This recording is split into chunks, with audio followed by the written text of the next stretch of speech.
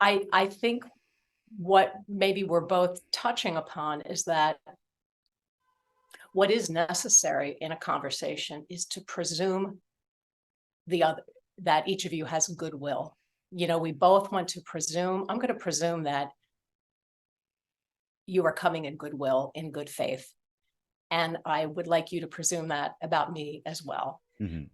And that this is where really closely listening, suspending judgment, so that you can really hear what your judgments may be keeping you from hearing, will earn you all kinds of goodwill. And then especially if you're sort of paraphrasing it back and saying, it sounds to me like what you're saying is A, B, and C. Did I get that right? And when people hear you say, did I get that right? They know that you're not listening to create a counter argument or to correct them. They know that you're listening because you want to understand. And once that, especially in the beginning of a conversation, once that happens, it really does, I have found, lay the groundwork for so much of what comes next.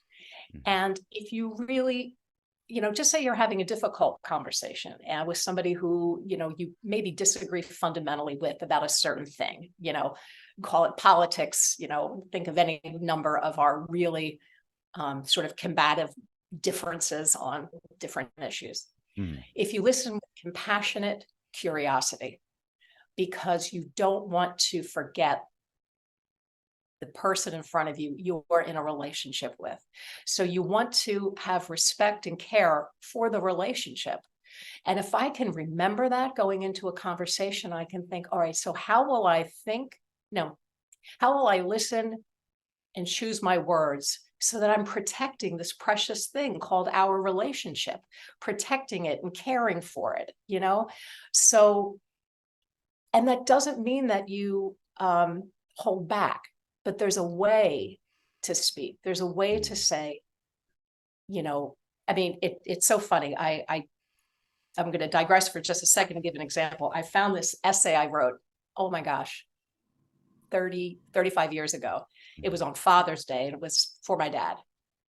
And he and I disagreed until the day he died about a woman's right to choose and pro-choice stuff. And so I had to call and tell him that I wouldn't see him on his birthday because I was going to Washington, D.C. to march for reproductive rights.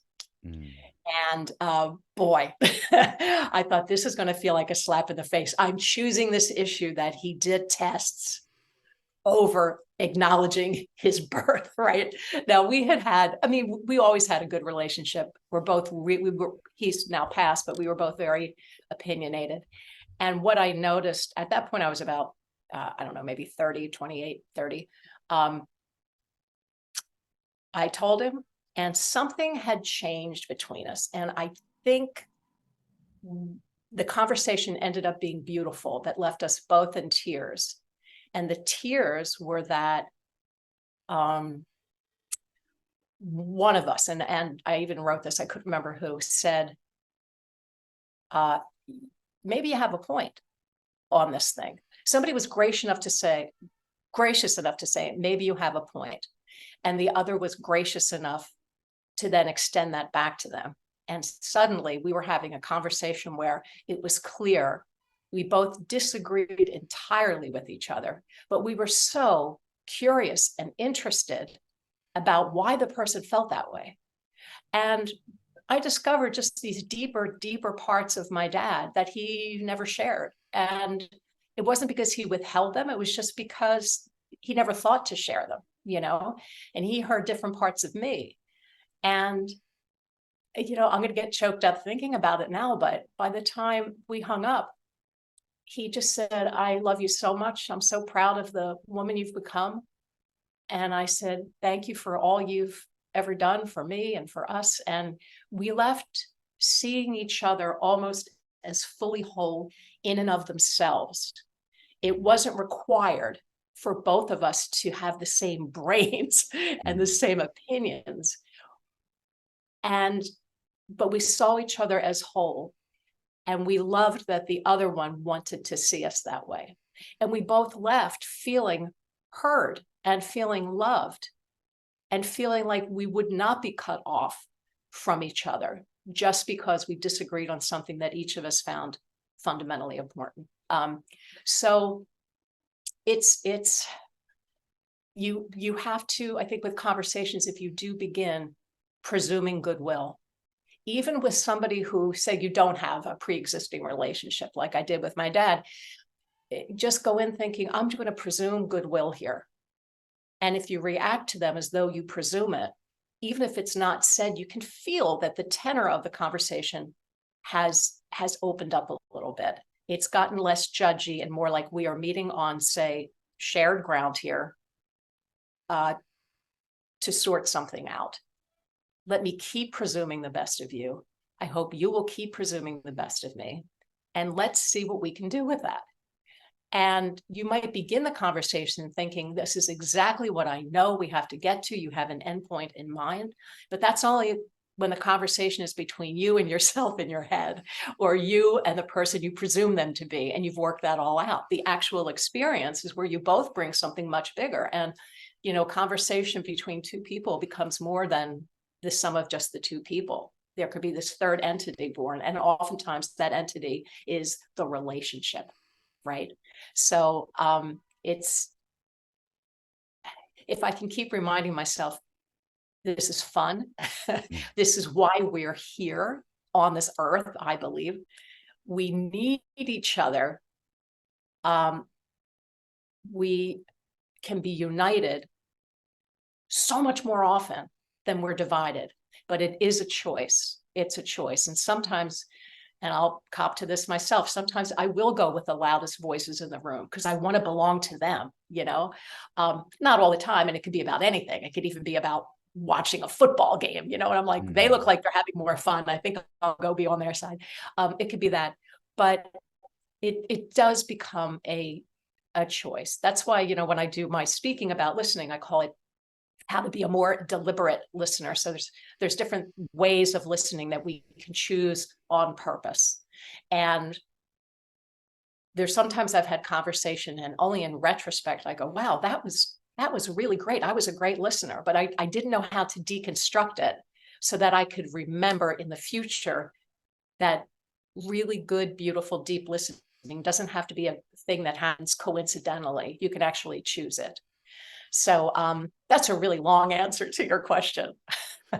Yeah, but it's packed with so many things that are essential, right? Like from a father-daughter relationship to Sure. um, all of us have this kind of relationship when there is certain past conditioning or certain things that you feel you are responsible to your parent for, and Mm-hmm. you either completely echo them or you don't even talk to them because you develop your a sense of ideology to just to rival them, to irritate them, or to become their enemy. And there's so many families that are split like that.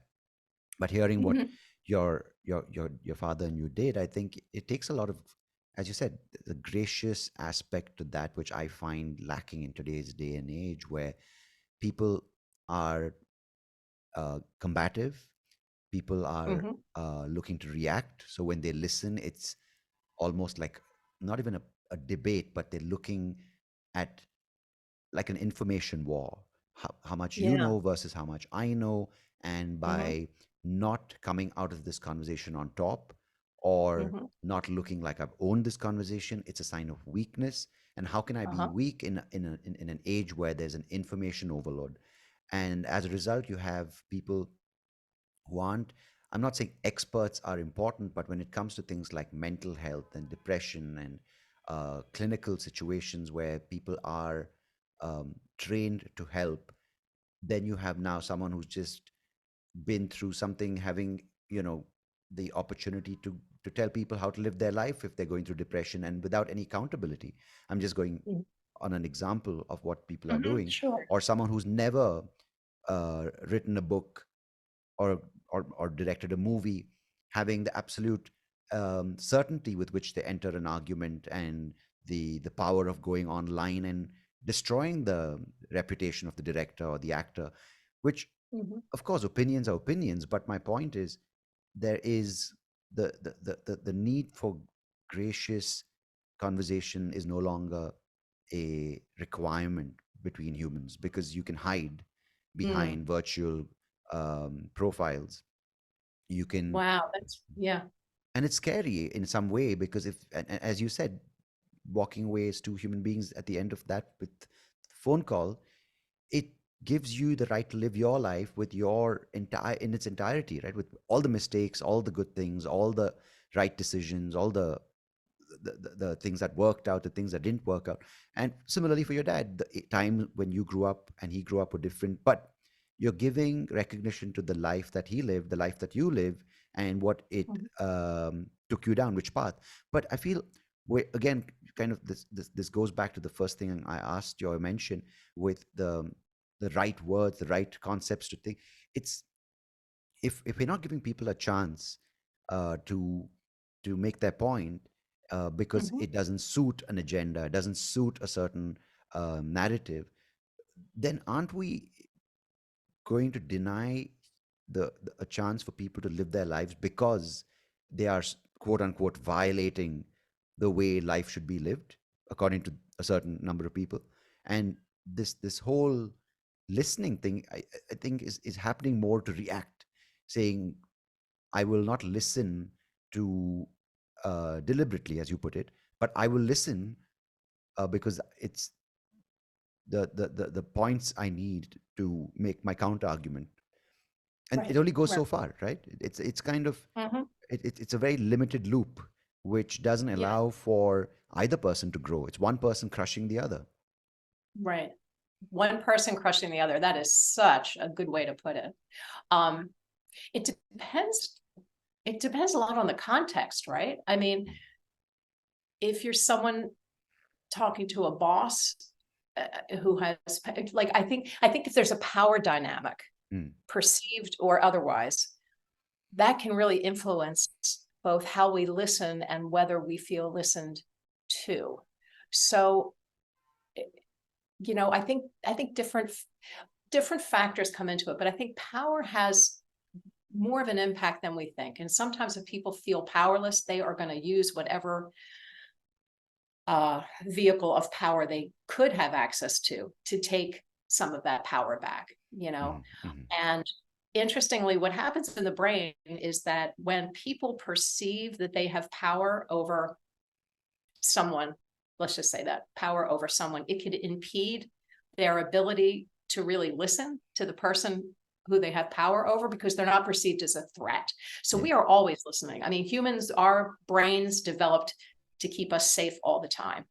Um, our brains have not caught up with where we are at now socially and where we are. I mean, I do not have tigers at the door trying to get in. Mm, Some places in the world, of course, obviously that still exists, but our prayers are, I mean, our brains are still very primitive in that way. So um, I think some of our constructs right now in society are set up to make us think that we are under constant threat. Um, we're under constant threat. We look at what our politicians want you to think, that without them, you are going to die. what you were saying makes a lot of sense, and I'll just, get Does back to that point. it? Yeah, no, I think it is right, because we are um, at some, at a time, I suppose, which is the safest we've been. Of course, I'm not uh, talking about the blanket population, right? There are a lot of people, there's a lot of extremes, there's a lot of disparity. I get it. But sure. for the most part, as you said, we don't have tigers knocking on the door. I mean, I don't know if they knock, but we don't have tigers at the door. Um, They're but very yeah, polite very tigers. polite. Yeah, yeah. Just one claw, manicured claw. Uh, Yeah. no, but it is, there is this sense of dread. Dread and threat. Oh, I know what I was going to say. Right. Yes. Dread, threat, and that because there's dread and threat, I better have power. I better find power and execute it wherever I can. And that feeling is really exacerbated on different forms, especially of social media, because that's where you can just show, like, you can one up people with the touch of a button, Mm. and suddenly you have power. But So that would be the tiger you were talking about, which is at your door thousands of years yeah, back. Now it's that mhm, threat level, which is not no longer the tiger and such a large beast that only kills for food, but it is a fellow, your classmate or your ex-girlfriend or boyfriend or your Yeah. someone who's Uh-huh. got that threat and the ability and the willingness to execute it in less than a Uh-huh. second and over Yeah. within a minute. And that's just continuous bombardment of threats, right? Yeah. Yeah. Oh, absolutely. And so then, there's this fear of being dominated. Who gets to dominate? Um, I think that what I have seen, I knew the world before social media and I know it now. Hmm. And it has nurtured the very worst parts of, say, who we were when we were adolescents. Like how often when you're 12 years old, you're a teenager, everything, it's something happens, it's the end of the world. And if you have a good parent, they're like, calm down. This is not all about you. Take a deep breath. You're going to have to go talk to this person, like somebody who would like rein you in so that you could be, and while your brain is just catching up, your brain is catching up. And as your brain is maturing. So social media is like pulling all of us back to adolescence, where all we're doing is reacting. And we're reacting so that we can say, you're not the boss of me. I mean, like when I was growing up, right? If somebody, like I would tell my siblings, they would try to tell me what to do. I'm like, you're not the boss of me. I mean, it's so adolescent. Now we have full grown ass adults acting in ways that are saying, you're not the boss of me. And I'm thinking, you're the boss of you. So stop acting like someone else is,